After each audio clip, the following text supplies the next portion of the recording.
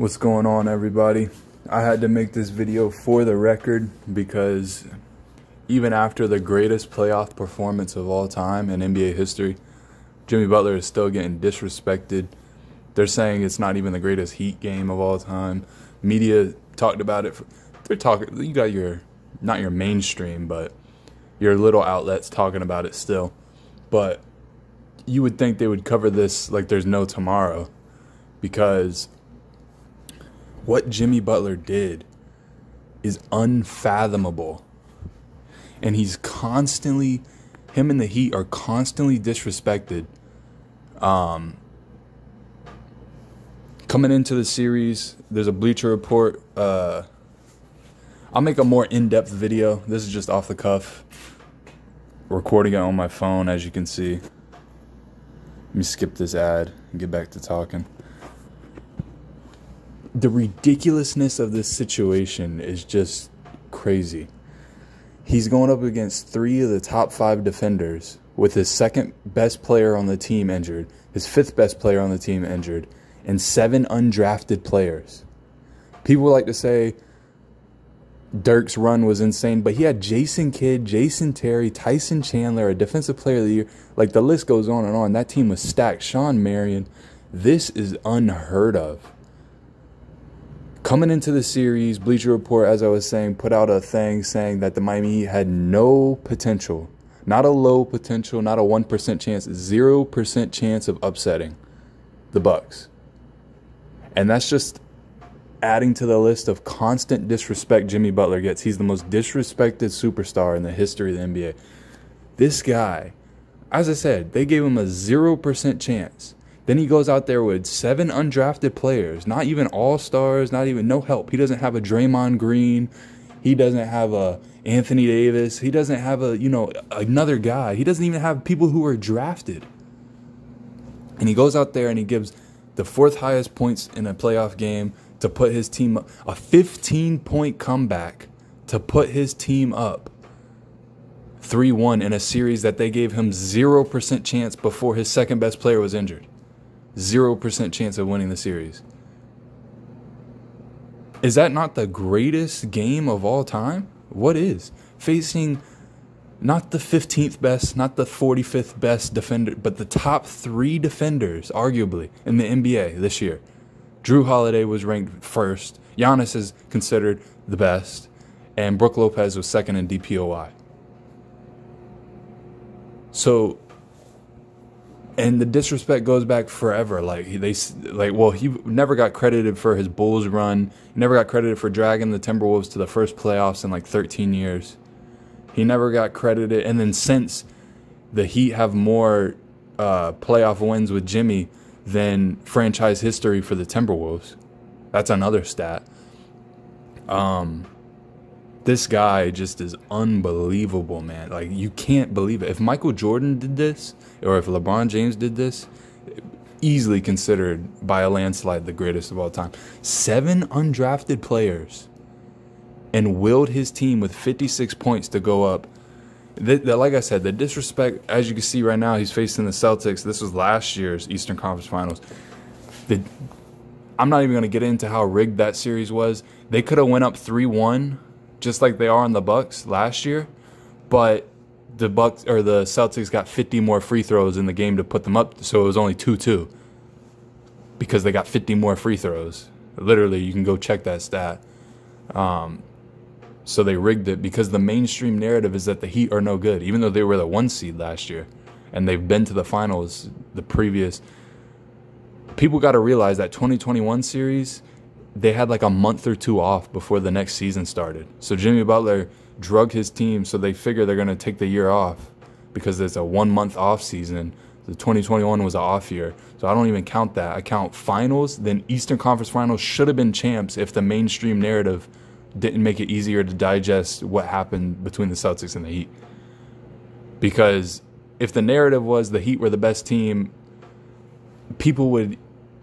It was just a brainwash operation. It's crazy. It sounds crazy to say, but if you notice it in real time, you can clearly see it. The constant disrespect. This was the greatest performance of all time. You can't argue it. 7 undrafted players on the team. Like, not even all-stars. You got Bam. You got Kyle Lowry. But what is he? He's over the hill. He should be retired. He gives you nothing. Then your second-best player goes out, and you will your team that you had a 0% chance, according to the mainstream narrative. You had a 0% chance of winning the series. It said it might not even go 5. At most, it would go 5 games. And now here we are 3-1 because of this performance. Again, without his second-best player, 7 undrafted people. It's just ridiculous. So this is just an appreciation post or a quick little video.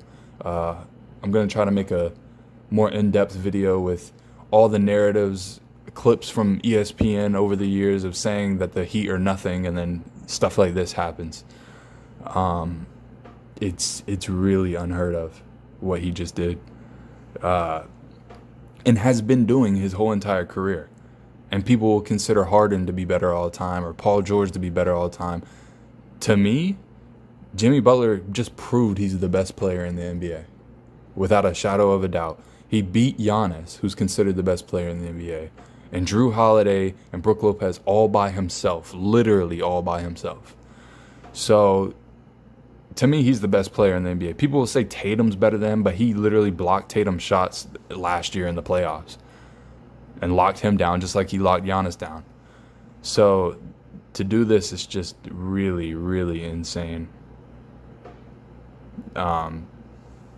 He doesn't get enough credit.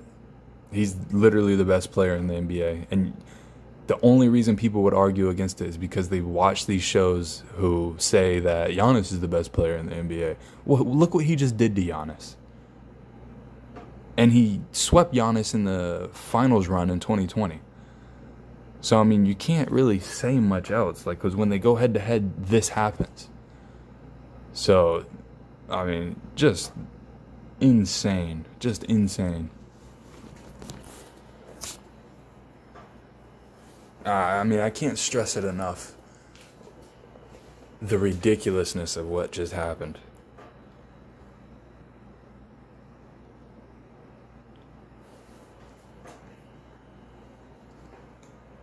Like, imagine Michael Jordan without Scottie Pippen, without Horace Grant, Dennis Rodman. Imagine he carried 7 undrafted players to beat Hakeem Olajuwon. You could say Scottie Pippen in a hypothetical, because he was the best defender in the NBA at the time. But give it the benefit of the doubt, say Hakeem, Dikembe is your Brook Lopez, Hakeem is your Giannis, and Gary Payton is your Drew Holiday. Imagine Michael Jordan beat that team by himself to go up 3-1 in a series that he had 0% chance of winning, considered by the mainstream media. Then there'd be no doubt that he's, like, undisputably the greatest. Obviously, Michael is. But, yeah, to me, Jimmy Butler has been the greatest player in the last couple years. And he's just proven it. And, like, on 2K, he'll have, like, a 93 rating. Giannis is a 97, 99. Tatum's a 95. Like, how do you not rank? Look at this. Defense. That was against Tatum and Brown, and then he scores against Tatum and Brown. More defense. Oh, no, that's the same play. How would you not consider this guy to be the best player? What, he doesn't shoot threes? Yes, he does. He took 2 threes to go up 3-1. So, and he's shooting 50-some%. Look, another steal on Tatum. Dunks on Robert Williams. What can you say other than your brainwashed ideology that Giannis and all them are the best? Well, he just beat Giannis without a Drew Holiday, Brook Lopez, Bobby Portis, Chris Middleton, all these guys on his team. He did it by himself. So, I mean, the most disrespected player ever in the history of sports, it seems like, but in the history of the NBA, because that's what I know best. You got to give this man his credit. This was the greatest playoff performance of all time, without a doubt. How could you say otherwise? Against a team he had 0% chance, according to the experts. See, it wasn't a surprise to me because I've been watching the Heat the last couple of years. They're my favorite team, so I've been watching them since I was a little kid. But I've been watching them intensely the last couple of years, and so it's not a surprise to me. What's a surprise is that the continued disrespect. That's what's the most shocking thing. Like, You disrespect a guy, you say he has no chance year in and year out, and then he does stuff, and he one-ups himself and one-ups himself and does stuff like this, beating 3 of the best defenders in the NBA by himself with undrafted players. Like, just think about that for a second. And this isn't the first time he's proved people wrong in the mainstream media. That's why before the playoffs, he said they didn't give us a chance last year, so they're not going to give us a chance this year, so I'm not even worried about it. And then he goes out and does this. So, you know, the mainstream narrative is this guy's no good. They're saying on TV shows, they're saying, we're not going to remember this 10 years down the line. Well, that's on you, buddy. If you want to be ignorant and not remember this 10 years down the line, then that is on you. And then to get disrespected and they give the clutch player of the year to Fox, they give it to a young guy like that instead of a veteran like Jimmy Butler, you'd think he would deserve it, right? Because he's been around and he's been clutch. But they disrespected him, didn't give him that award. He didn't even make an all-star team this year. So the disrespect is crazy. You know, you look at other players with great performances. Like I said, Dirk had Hall of Famers on his team. Steph has Draymond, Poole, Wiggins, a #1 pick. Like Thompson, obviously. LeBron does it with 80. D'Angelo Russell, a #1 or 2 pick. Vanderbilt, great teammates. Who else? Kawhi has PG. Norman Powell gives you 20 points per game. Russell Westbrook's a Hall of Famer. Zubac is a good center. You know, and then they got Eric Gordon. They got players. All these guys have players. Jimmy Butler's doing it with undrafted people. And then his second best teammate, well, his second best player on the Heat gets injured, and he still does it. It's just really unthinkable. You can't put into words. So to sit here and say that we're not going to remember this 10 years down the line is just uber disrespectful. But it's nothing new. Like I said, the media just straight disrespects this team and Jimmy Butler constantly. And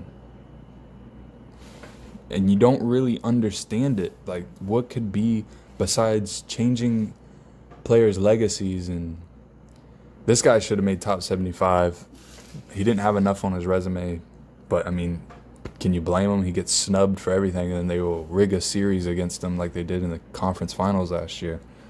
Because the mainstream narrative is that Miami sucks, so people are easy to digest it. They don't look at the game. Because nobody watches the games anymore. They just look at the box score, the 10-minute highlights. So they don't see that 3 BS calls in a row, and then you can't touch a guy. So it gets in your head of how do you got to defend them. You see where I'm going? Like, if you get 3 fouls on you in a row on your team, then how are you supposed to play defense? And then the other team knows that, and they take advantage of it. So, you know, yeah, it's really ridiculous. A little appreciation post for Jimmy Butler.